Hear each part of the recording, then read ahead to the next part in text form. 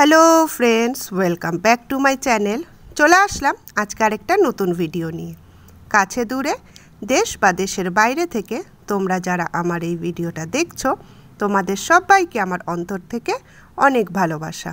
আশা করছি তোমরা খুব ভালো আছো এবং সুস্থ আছো। আজকেও সকাল সকাল ভাবলাম একটু তোমাদেরকে বাইরেটা দেখে নিই। আর তোমরা তো জানোই যে আমি জলপাইগুড়িতে আছি।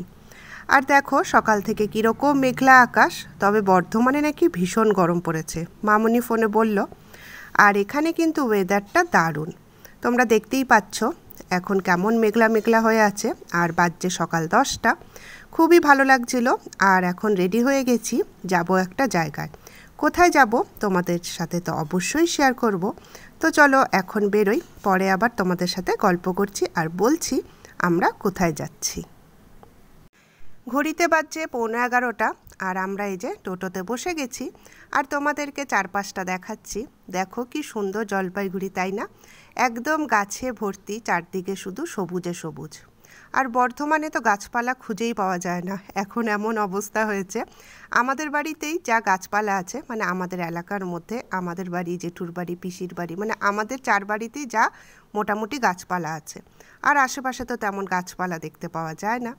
আর দেখো এখানে এত সবুজ আর এত ভালো লাগছিল দেখতে, তো ভাবলাম তোমাদের সাথে একটু শেয়ার করি। আর নানা রকমের ফুল ফুটে আছে, বিশেষ করে বেগুনি ফুলটা এত সুন্দর ফুটে আছে। আর নামটা কি সেটা তো জানি না, কিন্তু খুব ভালো লাগছিল দেখতে। আর এখানে না অনেক কদম গাছ আছে, আর এত ভালো লাগে যখন কদম ফুল ফোটে, খুব সুন্দর গন্ধ ছাড়ে।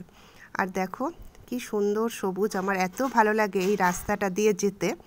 তো চলো যেখানে যাচ্ছি সেখানে তো আমরা মোটামুটি পৌঁছে গেছি, চলে এসেছি। এই যে এই মন্দিরে পুজো দেব। আর এই মন্দিরটা হচ্ছে যোগমায়া কালীবাড়ি। তো যখনই আমি জলপাইগুড়ি আসি তখনই কিন্তু আমি যোগমায়া কালীবাড়িতে পুজো দিতে আসি। সেম এবারও চলে এসেছি পুজো দিতে।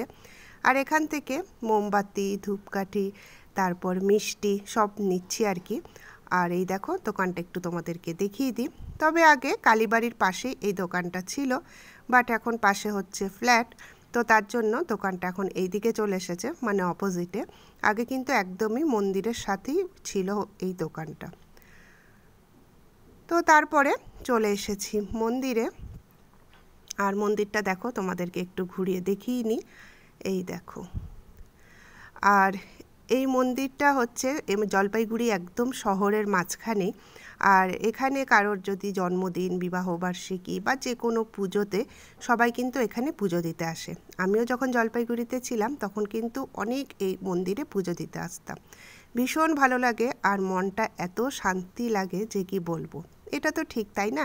আমাদের মন্দিরে পুজো দিতে আসলে কিন্তু মনটা একদমই আলাদা রকম একটা শান্তি অনুভব করি। তো এই যে মন্দির বাইরেটা একটু দেখিয়ে নিলাম, তো এবার চলো এবার একটু ভেতর থেকে দেখাই। আর এটা হচ্ছে বাইরে, তো একটু গোল করে ঘুরিয়ে তোমাদেরকে দেখিয়ে নিই। আর এখানে তো আমরা প্রদক্ষিণ করি, তো আয়ুষের অন্নপ্রাশন কিন্তু এখানেই হয়েছিল। আর এই দেখো পাশে হচ্ছে এটা রথ, আর এখানে কিন্তু রথও টানা হয়, এই মন্দিরের পাশেই আছে। তবে বর্ধমানে আমাদের বাড়ির পাশে যেরকম বড় রথের মেলা হয়, এখানে কিন্তু তেমনটা না। এখানে রথ হচ্ছে ছোট্ট মেলা হয়, তাও আসতাম, খুব মজা হতো। আর এই যে মায়ের মূর্তি, তো চলো সামনে থেকে দেখাই। আসলে সামনে কি ছিল আর কি ভিড়, তো তার জন্য একটু সাইড থেকে তোমাদেরকে দেখিয়ে নিলাম। তো চলো সামনে থেকেও দেখাবো।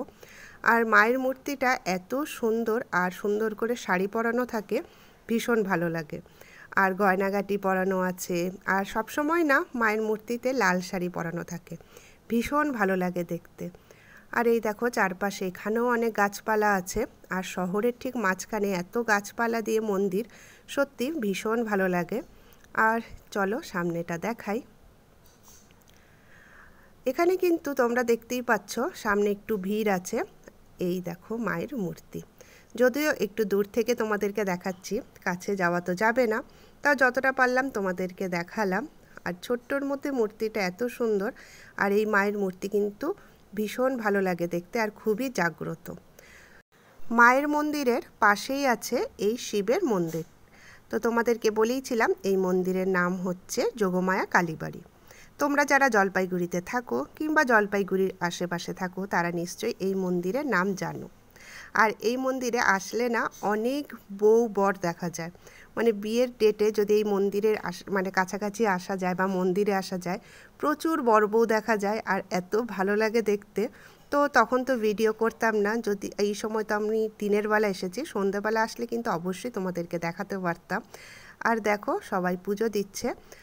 আমাদের তো পুজো দেওয়া কমপ্লিট হয়ে গেছে আর তারপরেই ভিডিওটা করছি। আসলে ভাবলাম যে ভিডিও করা যায় কি যায় না বুঝতে পারছিলাম না, যেহেতু মন্দিরের বাইরে লেখা ছিল যে ফটো তোলা যাবে না।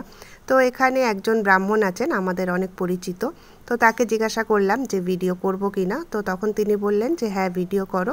আসলে মায়ের মূর্তি সামনে দাঁড়িয়ে অনেকেই ফটো তোলে, তো সেই জিনিসটা বারণ, কিন্তু ভিডিও করতে কোনো বারণ নেই। আর মায়ের মন্দিরের সাথেই আছে লোকনাথ বাবার মন্দির। আর যখন আমি এসেছিলাম তখন কিন্তু লোকনাথ বাবার মন্দির খোলা ছিল, কিন্তু এখন যখন আমি ভিডিও করছি তখন কিন্তু ভোগ দেওয়া চলছিল, তো তার জন্য মন্দিরের দরজা বন্ধ ছিল। তাই দুঃখের বিষয় তোমাদেরকে আর লোকনাথ বাবার যে মূর্তি সেটা দেখাতে পারলাম না। ভীষণ সুন্দর সাদা রঙের, খুব ভালো লাগে মূর্তিটা। আর এই যে সবাই এখন আসছে, সবাই বসবে, যখন আবার দরজা খোলা হবে তখন আবার পুজো দেওয়া শুরু করা হবে। কিন্তু যেহেতু আমাদের দেরি হয়ে গেছে, আমরা আর ওয়েট করতে পারছি না, তো তার জন্য বাইরে থেকে একটু দেখিয়ে নিলাম তোমাদেরকে। আর এই যে মন্দিরের নাট মন্দির, তো ভীষণ ভালো লাগে। তোমাদের কেমন লাগলো অবশ্যই আমাকে কমেন্ট করে জানাবে। তারপরে ঠিক মায়ের মন্দিরের পাশেই আছে এই গাছটা, এইটা যথাসম্ভব ঝাউ গাছ। তো এখানে দেখো অনেকেই মনোকামনার জন্য এখানে কাপড় বেঁধেছে, যেটা বলে চলি আর কি, চলি বা চেলি, সেটা বেঁধেছে। তো আমিও এরকম বেঁধেছিলাম একবার। তো তারপর আর দেখি যেটা মনোকামনা করেছি সেটা পূরণ হলে অবশ্যই পুজো দিয়ে খুলবো। তো এই যে এখানে সবাই হচ্ছে মোমবাতি আর ধূপকাঠি জ্বালায়। মন্দিরের ভেতরে কিন্তু মোমবাতি বা ধূপকাঠি জ্বালানো যায় না, সবাই এখানেই জ্বালায়। তো আমরাও জ্বালিয়েছি। আর দেখো কীরকম ছায়া সুন্দর, এখানে মায়ের ফটো আছে, ভীষণ ভালো লাগছিল। আর অবশ্যই কিন্তু তোমরা আমাকে কমেন্ট করে জানাবে আজকে যে তোমাদেরকে মন্দির ঘুরিয়ে দেখালাম কেমন লাগলো।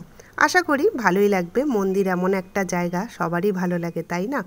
তো এখন বেরিয়ে যাচ্ছি, তাই বাইরেটা একটু তোমাদেরকে দেখিয়ে নিলাম।